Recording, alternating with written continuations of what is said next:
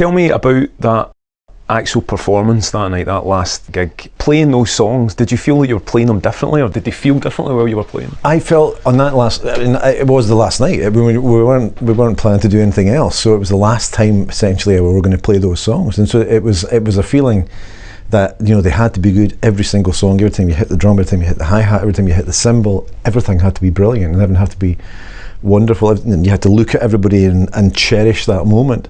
And weirdly enough, now when we do gigs, because every gig we do now, for me it feels like one gig closer to the last one we'll ever do.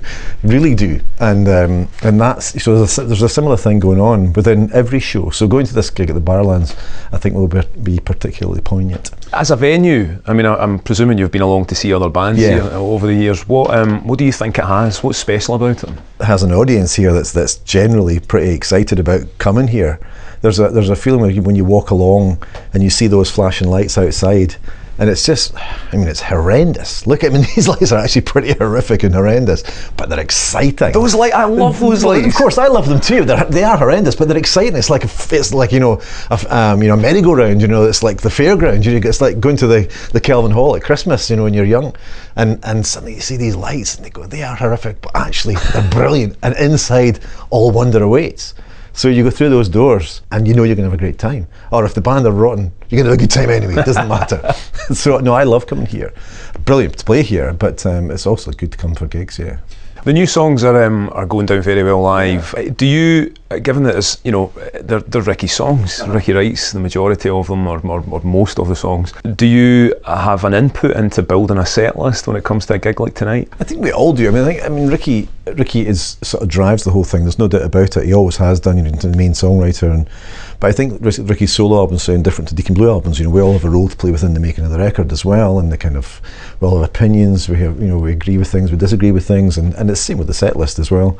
You know, there'll be suggestions. We don't fall out over it, but we kind of make suggestions. Think maybe that would be better there, or there's some issues, you know, tempo-wise or drum pattern-wise or keys or whatever. So, yeah, we do have chats about how the best way to work it, and often when you're on tour, it kind of you discover what works and what doesn't. You know, the fact we change it every night, change the set list every night, keeps it exciting for us and hopefully the audience as well. So what are you expecting tonight? How are you expecting it to be? Well, there's moments in tonight's set which are going to be absolutely amazing. Anything from the old, you know, if we're going to play Dignity, Fergus, Wages Day, all these things are going to go, we know they're going to go amazingly well, but there are songs that from the record, that a lot of people in this audience might not have heard, and certainly won't have heard them live, and they're potentially going to be challenging for them.